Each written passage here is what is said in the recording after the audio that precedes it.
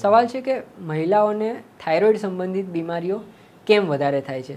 હવે મહિલાઓમાં થાઇરોઇડ સંબંધિત બીમારીઓ વધારે હોવાના કારણો પૈકીનું એક સૌથી સામાન્ય કારણ એ હોર્મોનલ ઇન્ફ્લુએન્સ. મહિલાઓમાં માસિક ધર્મના જે સાયકલ છે એ દરમિયાન એસ્ટ્રોજન અને પ્રોજેસ્ટ્રોન હોર્મોન્સના લેવલ્સ ફ્લક્ચ્યુએટ થતા હોય છે. આ હોર્મોનલ ફ્લક્ચ્યુએશન એ બીજા કારણ ઓટો ઇમ્યુન સસેપ્ટિબિલિટીને વધારી આપે છે. ઓટો ઇમ્યુન રોગ એટલે શરીરની રોગ પ્રતિકારક શક્તિ જ્યારે શરીરના જ બીજા કોઈ કોષો પર, આ કિસ્સામાં થાઇરોઇડ ગ્રંથિના કોષો પર હુમલો કરે ત્યારે જે તે ગ્રંથિનું કામ ખોરવાઈ જાય.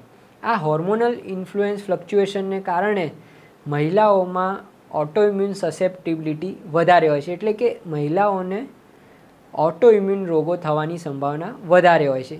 એ ઉપરાંત જીનેટિક ફેક્ટર્સ પણ આમાં પ્લે કરે.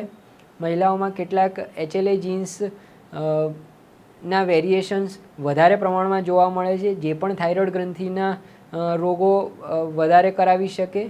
એ ઉપરાંત પ્રેગ્નન્સી દરમિયાન પણ થાઇરોઇડ ગ્રંથિના કાર્યમાં ઊંચ નીચ થતી હોય છે.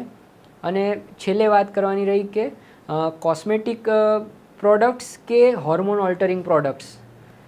આ હોર્મોન ઓલ્ટરિંગ પ્રોડક્ટ્સ કે કોસ્મેટિક કેમિકલ્સ એ થાઇરોઇડ ગ્રંથિના રોગ થવા પાછળના એન્વાયરમેન્ટલ ટ્રિગર્સ બની શકે.